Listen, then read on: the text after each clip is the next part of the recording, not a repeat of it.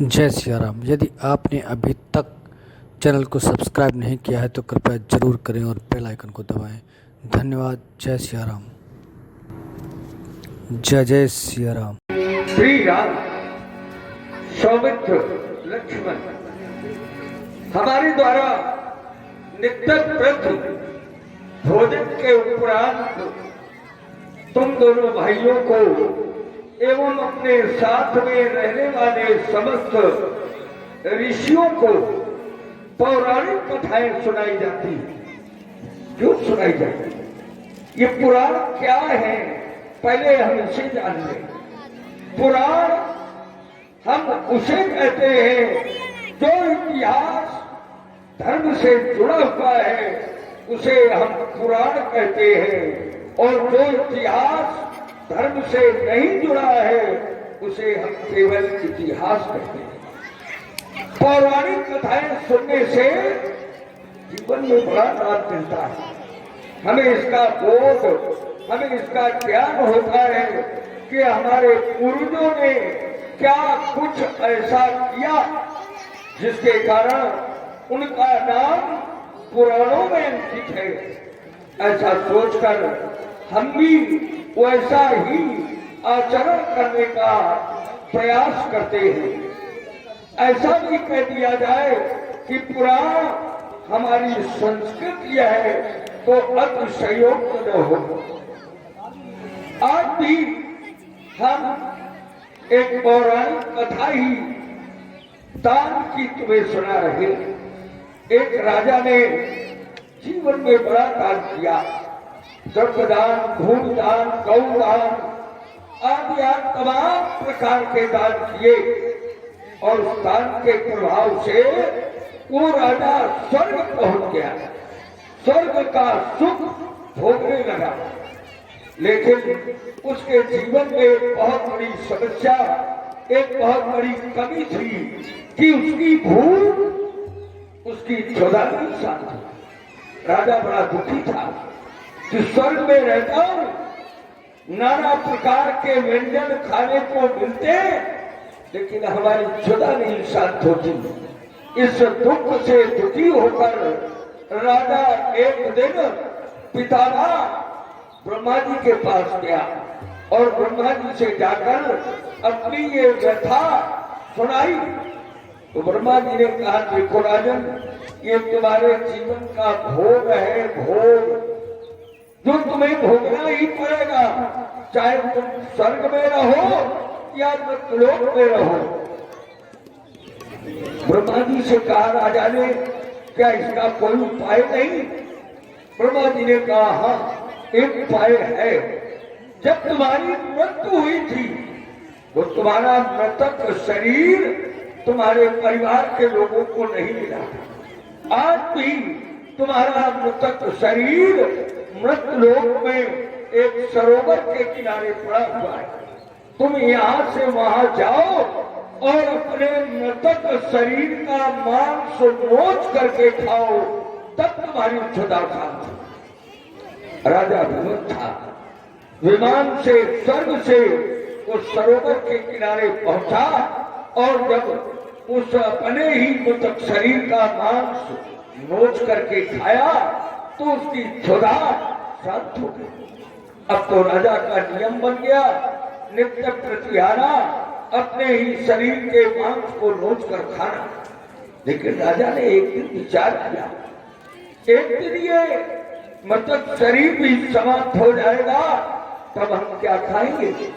एक और धारणा उसके मन में उत्पन्न हुई कि हम स्वर्ग में रहते हैं और अपने ही मृतक शरीर का हम मांस खाते। इस दुख से दुखी होकर पुनः राजा ब्रह्मा जी के पास गया और ब्रह्मा जी से जाकर उसने अपनी करुण कथा सुनाई। ब्रह्मा जी ने कहा, देखो राजन, ये भोग तुम्हारा इसे नहीं मिलेगा। राजा ने कहा, फिर कैसे? तो ब्रह्मा जी ने कहा, जिस दिन तुम्हें महात्मा कुंभज को दो नामों से जाना जाता है, कुंभज या अगस्त, जिस दिन तुम्हें महात्मा अगस्त के दर्शन हो जाएंगे, उसी दिन ये दोष मिट जाएगा। राजा उस दिन भी विमान से सरोवर के किनारे पहुंचा और अपने मृतक शरीर का मांस नोच कर खाने लगा। कुछ दूर एक वृक्ष के नीचे महात्मा अगस्त बैठे थे। उन्होंने जब ये दृश्य देखा, ये स्वर्ग से आया हुआ व्यक्ति मृतक शरीर का मांस खा रहा है, बड़े विचारशील मुनि वहां पहुंचे और पहुंचकर राजा से प्रश्न कर दिया, तुम ऐसा क्यों कर रहे हो? राजा ने अपनी सारी व्यथा महात्मा अगस्त को सुनाई। तो महात्मा अगस्त ने कहा, जानते हो राजन, ये भोग तुम्हें क्यों भोगना पड़ा? राजा ने कहा, नहीं जानता। महात्मा अगस्त ने बताया कि तुमने जीवन में सब प्रकार के दान किए, लेकिन तुमने कभी अन्न का दान नहीं किया। अन्न का दान, अन्न के दान का बहुत बड़ा महत्व है। समय तो ये कहता है कि प्रतिदिन हम एक व्यक्ति को अपने घर में भोजन करावे, अगर सामर्थ्य नहीं तो कुछ न कुछ अन्न का दान हम प्रतिदिन अपने गृह से करें। ये अन्नदान की कथा उस राजा से महात्मा अगस्त ने पूछा, भाई जब तुम राजा थे मृतलोक में तो तुम्हारा नाम क्या था? किस नाम से तुम पुकारे जाते थे? तो राजा ने बताया कि उस समय लोग मुझे राजा श्वेत के नाम से पुकारते थे। तो राजा श्वेत के दान की कथा मैंने तुम्हें सुनाई, और कहते कहते हमारा ध्यान आकाश की ओर गया।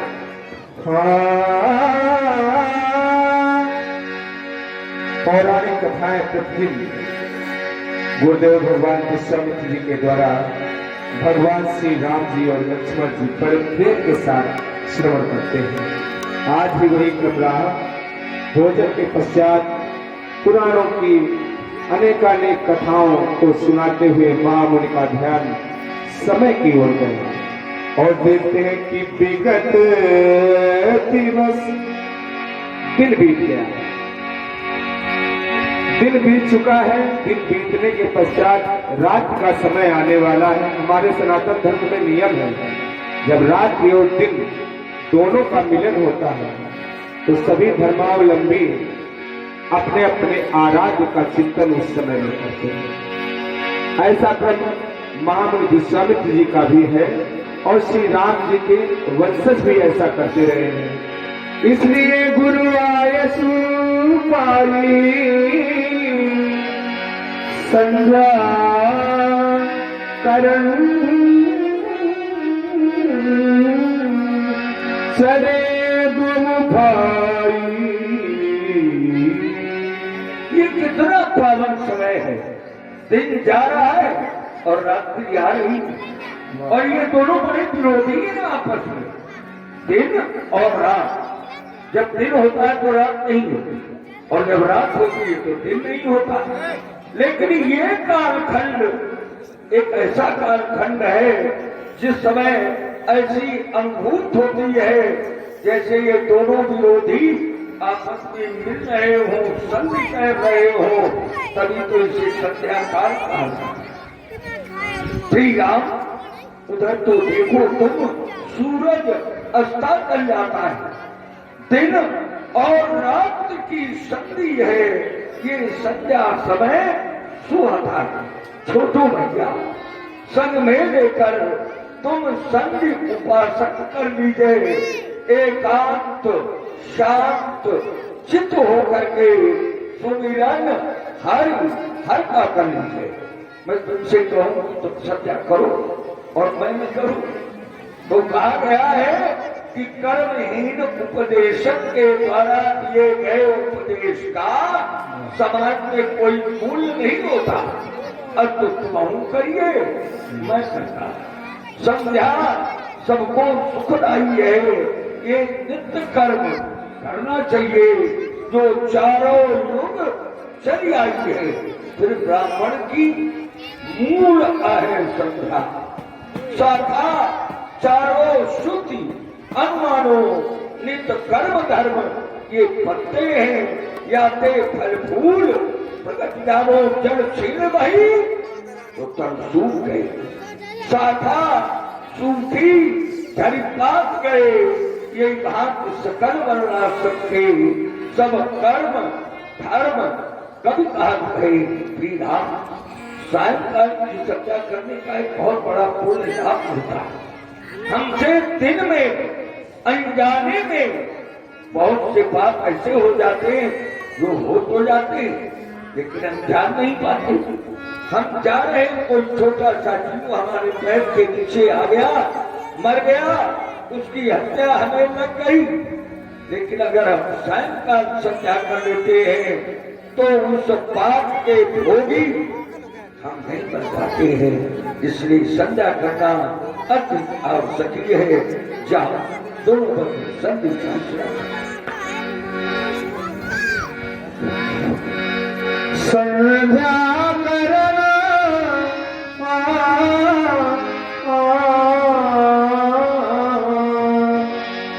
चले दो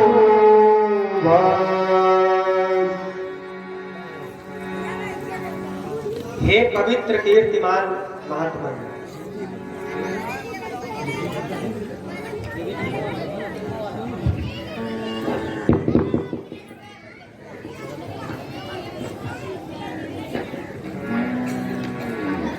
हे पूज्य धर्मात्मा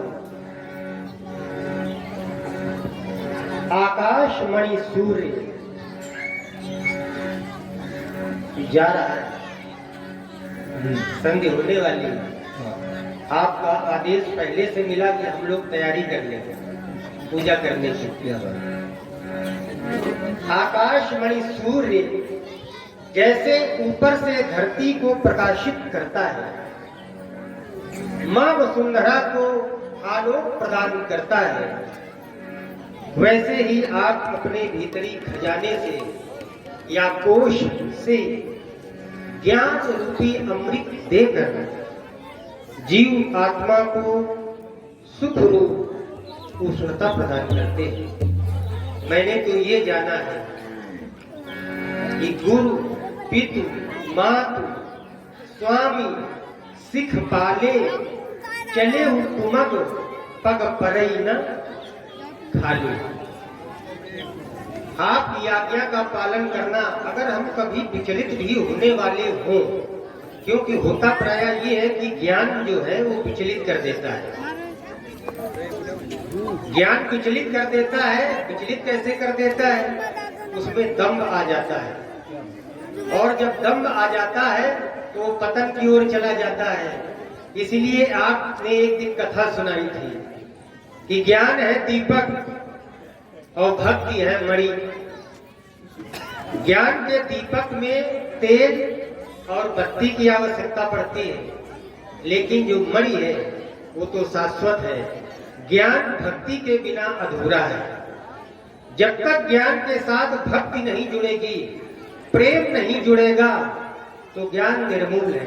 यद्यपि ज्ञान मोक्ष प्रद है ऐसा वेदों ने कहा है लेकिन परमात्मा अगर द्रवित होते हैं यथाशीघ्र वो भक्ति ही है।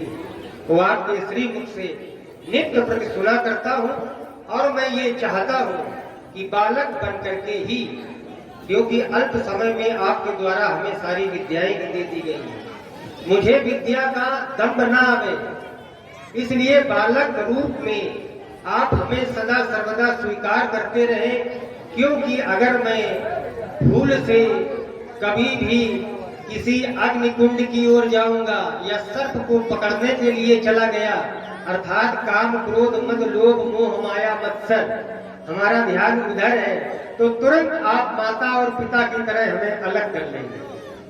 और ज्ञानी जब हो जाता है पुत्र तो फिर उतनी जिम्मेदारी उतना दायित्व माता पिता का नहीं रहता है। इसलिए हे भक्त वत्सल हे भक्त वत्सल पूज्य गुरुदेव भगवान आप ही हमारे लिए सर्वस्व हैं।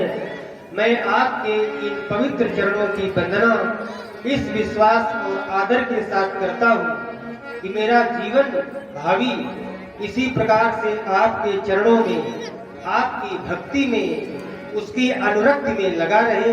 बस यही कृपा आपकी चाहिए। मेरा नमन और मेरा प्रणाम।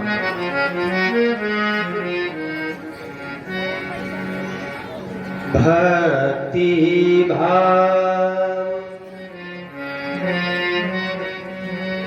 सहित हृदय से निश दिन गुरु को ध्यान, भूले से भी मन अपने में भाव को भावना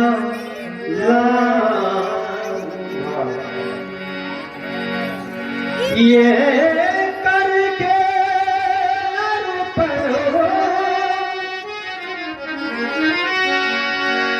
तनो मनो धनो सनु करके अर्पण तन मन धन सब हित से, जब हित से करूंगा तभी तो आपकी अहेतुकी कृपा होगी। हित से वो कमाऊं,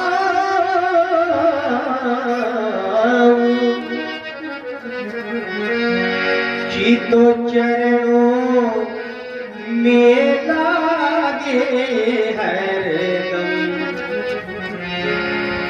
आपा भावो मिटा भक्ति भाव सहित हृदय। हे गुरुदेव सद्गुरु स्वामी कृपा करो दो, क्योंकि बिना आपकी कृपा के कुछ संभव नहीं है।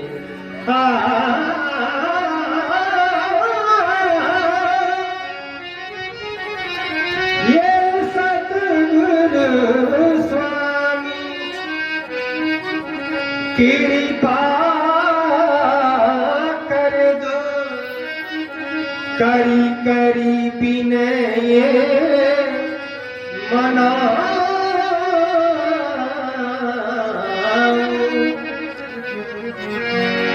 दासा नुदासो बना लो अपना,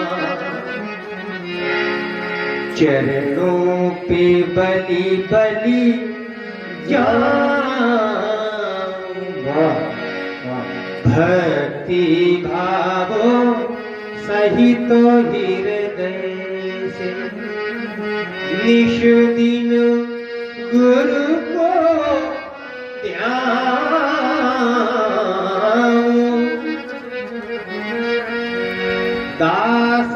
दासानुदास बना लो अपना, चरणों में बलि बलि जान। पूज्यवर हमारा प्रणाम, हमारा नमन स्वीकारे। मेरा तो ये निज का विश्वास है कि जे गुरु चरणों बोलो